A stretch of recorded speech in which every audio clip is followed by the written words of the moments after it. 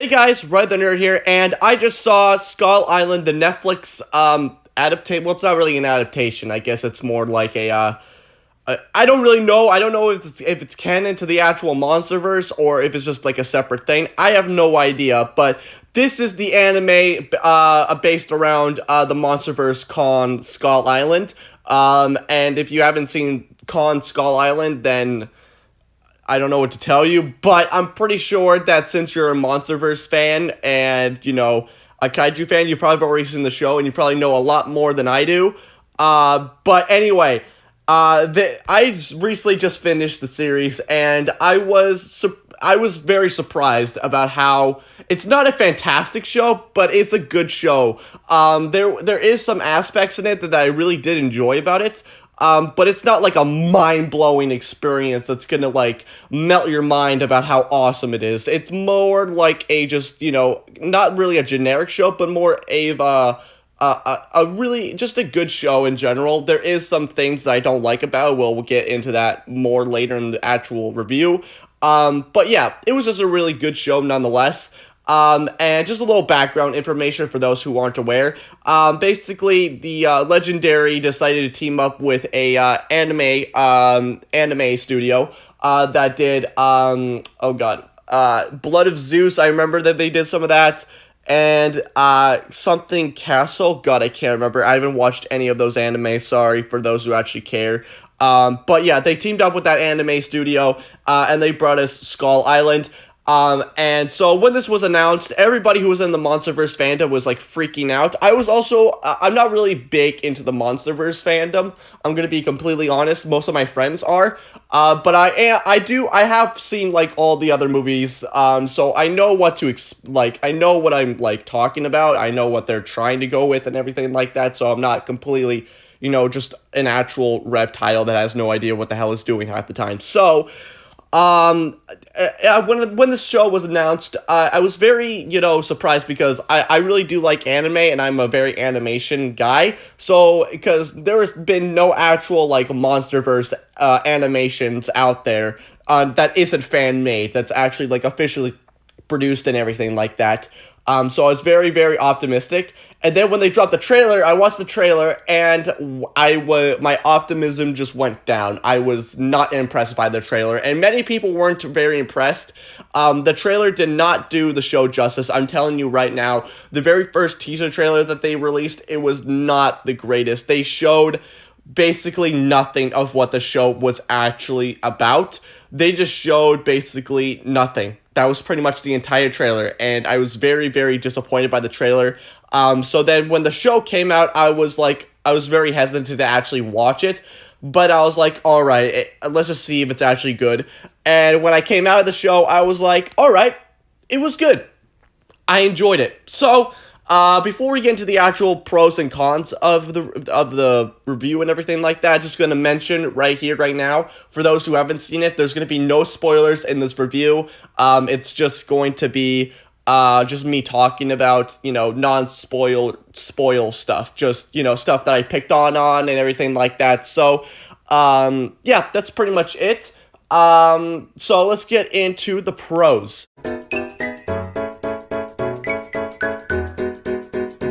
Since I'm an animation guy, we got first talk about the animation. The animation is really well done. I really like the animation.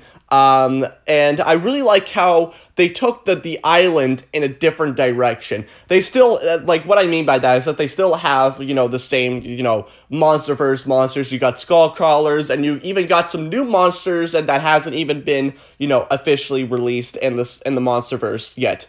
But talking about more like the island, the island, they took the island in a really, really cool direction. They made the island like really like bright and colorful. And that might be off-putting to some MonsterVerse fans if you actually care, because every single adaptation of King Kong, whether it's the Peter Jackson King Kong or the MonsterVerse Kong, when the characters go on Skull Island, it's very dark, mysterious, and we all know that Skull Island is very dangerous, right? People are gonna die. There's V-Rexes, there's bugs, there's skull crawlers, there's just things that will catch you and just cut you in half. But with this anime series, they actually took the island in a more like bright and colorful direction, and it actually kind of showed, the nicer side of the island. And I mean, there's still characters that die, and you see limbs flying off, you see blood, everything like that, which is really cool. But we'll get more into that later. But they took the you did see some like nicer creatures. You saw like an aloe type thing walking by. And then you also see this kind of like grass thing that it's basically just a giant cat that has grass on top of it, and it meows, which is really funny. But yeah, they took like they took the island in a more like kind of colorful direction to show like the nicer side of the island and everything like that. Really, kind of cool juxtaposition of how they worked with it. And it also kind of took it a little bit more in a really neat direction with the animation and the island itself. So let's talk about the characters. The characters, there's some really interesting characters. You got Annie, which she's just a badass, and she's got like a whole other story to her that's actually really interesting. And there's like actual kind of like lore bits in here that the MonsterVerse hasn't even explored because they're too busy focusing on giant kaiju fighting each other, which that's perfectly fine. I still enjoy, giant monsters fighting each other. That's basically the main reason why I watched basically the MonsterVerse.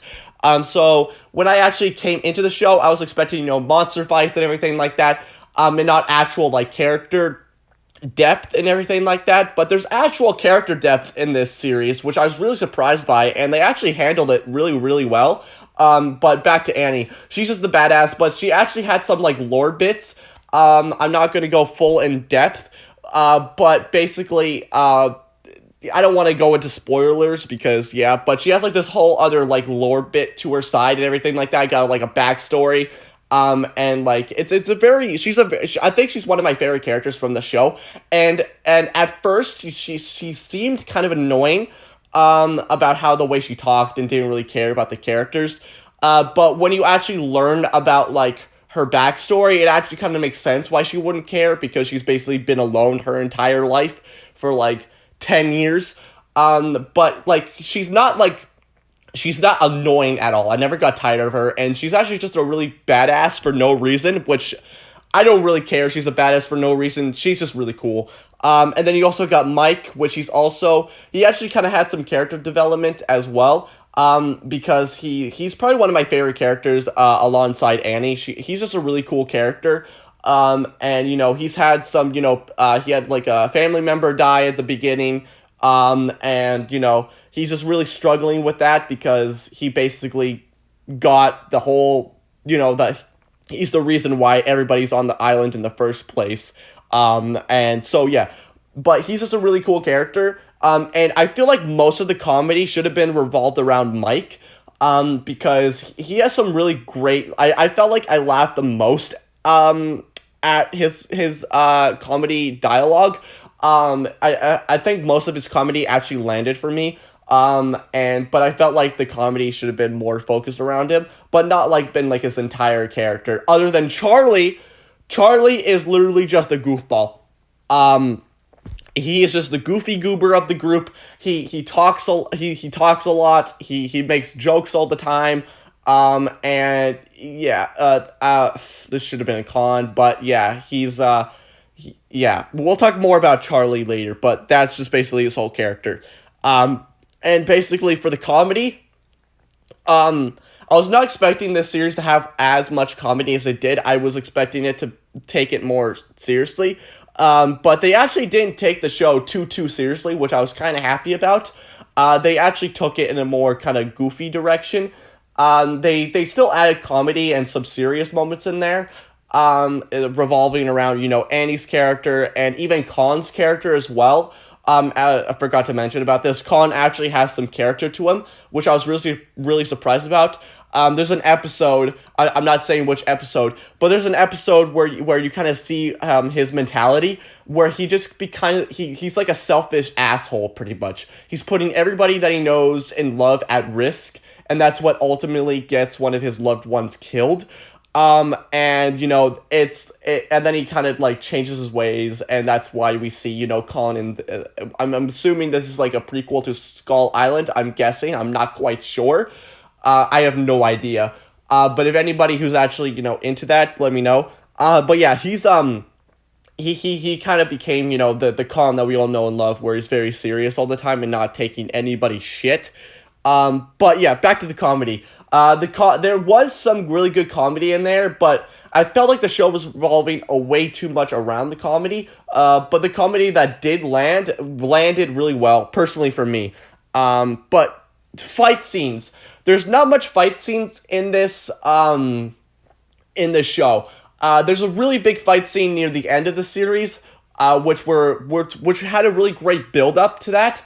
And it was a really, really well done build up because the characters are basically trapped on Skull Island because there's a giant sea monster that's surrounding the island, so they can't leave.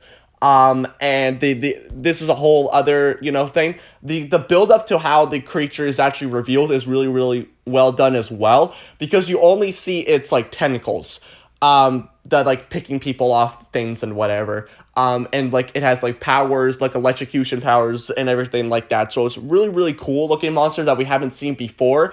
So then the final battle comes up, the monster reveals itself, and then you have Kong just destroying it in a battle pretty much. And the way the sea monster looks, since it has tentacles, right, you're thinking it's like a giant octopus, but no, it's actually, I'm not going in like how what it actually looks like, but it's a really, really cool reveal, and its design is really, really well done. And also the sea monster's character, it actually has character, which I was not expecting at all. The sea monster's character is literally just being a douchebag. It literally took, okay, I don't want to give too much away, but it just to let you know, but it is just a complete dickhead, and I love it for that. But yeah, the fight scenes were very entertaining, especially the last, I want to say the last episode, I want to say it had like the big fight scene at the very end, which was really, really good. It was entertaining. I got a couple of kicks out of that. Actual gore. There's actual gore, and they didn't shy away from it, which I was really surprised about. You see, like, severed, you see people getting eaten, you see severed legs on the ground, you see blood, which I was really surprised about, so I'm glad that they actually added gore to the actual show. But those are all the pros that I caught on, and I felt like the pros were actually really, really, really all right for this type of, show. You got great animation, the characters are almost all right, the fight scenes are really well done, and, the comedy sometimes doesn't work, but most of the times it does, so I was really happy about that. But yeah, the pros, I was really happy about the pros. But now it's time to get into the cons, which is, let's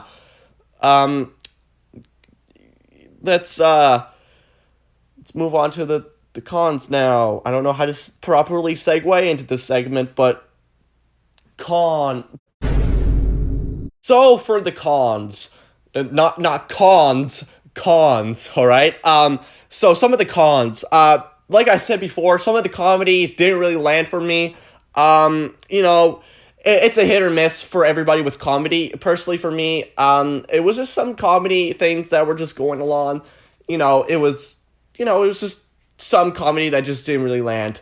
Now Charlie, he's like I said before, he's just a goofball. The comedy is mostly focused around him, which it should have been more focused on Mike personally, because I felt like Mike had a lot more, jokes that actually landed for me. But Charlie, he's just kind of like, he's ranted about college for some reason. I'm not saying that's his whole personality, but sometimes he's like, I want to go to college, but I'm stuck on this island. But if I go to college, it'd be way more interesting than I'm stuck on this island type of thing. And it got a little bit of annoying to me. But like, it never really came to anything. Well, it probably will come to something, because this is only like the first season. And they actually left on a cliffhanger, which was really well done, but I forgot to mention that in the pro segment, so you can put that in the pro segment. But anyway, back to Charlie. Charlie, yeah, he's his whole character was basically about going to college, and it kind of got a little bit of annoying at the end. And also around Charlie is that there was kind of like a romantic type of thing between him and Annie, which I didn't really see in the need to. I mean, it didn't come out of like completely left field because they did have some dialogue between them of them getting to know each other. But I felt like they could have just been like friends, and like kind of been like leading up to, you know, the big, you know, like they could have built on the romantic aspect in later episodes or later seasons if they plan to actually do that. But like they cut like I think like the third episode, like Charlie is like starting to fall for Annie, which it kind of seemed a little weird. And it was very off-putting. So it kind of felt a little forced. Like, hey, I'm a guy, you're a girl. You wanna perhaps hold hands and walk around Skull Island and potentially not getting murdered or getting stepped on by Khan, because that would be kind of interesting. That would be kind of cool. I mean, if you want to. Like, it was kind of like that, and it was a little bit off-putting at first, and then it kind of got into more serious, and then it came back. I'm like, oh my god. So there was kind of like a forced romance between the two, which I didn't really see the need to. They could have just been friends, and like later on the romance could have been built up a little bit, you know, more. But for right now, that's all we have, and you know, it's whatever. Now Khan didn't get much screen time, which could be could be like a con to a lot of people. It's mostly a con for me because like, you know, it didn't really seem like, because with like, I wanted him to have a little bit more screen time because it's literally his island and everything like that. I think he appeared like in the third episode, I think, like, but not like fully. Like, I think he fully appeared as like an actual character at like the final two episodes, I'm pretty sure. But like, I wish he had a little bit more screen time, and like not just walking, but I mean just like killing some creatures or helping them up or something like that. That could have been a little bit more interesting. But yeah, I just wish he had a little bit more screen time. But everything surrounding Khan was really, really well done in my opinion, especially the fight scenes and like his backstory as well. And his actual character development is really, really well done as well. But yeah, those are just some of the cons that I picked up on. There's not much that I picked up on, but I feel like there are some cons that I'm pretty sure that I mentioned in this video that I'm pretty sure that some people can get behind. But anyway, so in conclusion, the series surprised me. It's a good series. There's some really great aspects to it, like animation, some of the comedy, the fight scenes, the gore, the characters, but like there is some cons and everything like that. Like, you know, Charlie's personality, some forced romance, and Colin didn't get enough screen time and everything like that. But it surprised me, and I'm honestly kind of hyped for season 2 if they decide to make season 2. But it probably won't get another season 2 because Netflix will probably cancel it and then, you know, add a, another season to Big Mouth. So we'll probably never get another season to Skull Island. But yeah, just a really surprisingly good series. You're not going to get anything too crazy. You're not going to be mind blowing or anything like that, but there is some really cool aspects I really did enjoy about it. But that's going to do it for me, guys. I really hope you enjoyed this video. Like, comment, subscribe. I don't care what you do because I know what time it is. So, bye, guys.